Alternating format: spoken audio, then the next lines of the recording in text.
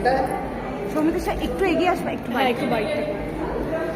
আমি যদি এসবিএ পড়েছি একসাথে আমার এতগুলো অ্যানাউন্সমেন্ট, রেড কার্পেটে তোমাকে এত সুন্দর লাগছে, কি বলবে?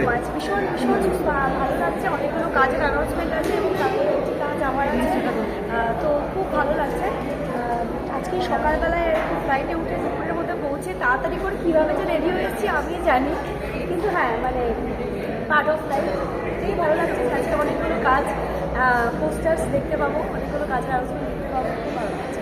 সৌমিত্র একটা প্রশ্ন, ইন্টারন্যাশনাল উমেন্স ডে আসছে, তোমার কাছে উমেন্স ডেটা কি আর উমেন্সদেরকে কি মেসেজ দিতে? আমি উইমেন্স ডেতে বিশ্বাস করি না, মানে আমার মনে হয় যে এই ডেগুলো না পালন করে যদি মহিলাদের সমান মর্যাদা দেওয়া যায়, এবং ওই রকমভাবে নয় যে মহিলা মানে এটা করতে হবে, মানে জাস্ট ক্যাজুয়ালি ভাবে, যেরকম ছেলেদেরকে আমরা ক্যাজুয়ালি ভাবি যে তারা সব করতে পারে, সেরকম মেয়েদেরকে নিয়েও ক্যাজুয়ালি ভাবা যে তারা সব করতে পারে, না তো যে এইভাবে জাস্ট ওরকম ট্যাগ দেওয়া যায় মহিলাদের রাইট দেওয়া উচিত, ওদের হাক আছে ভাই, আর ওরকমভাবে বলার কিছু নেই, এটা নর্মালাইজ করা উচিত ট্রেনে যে মহিলারাও সমান।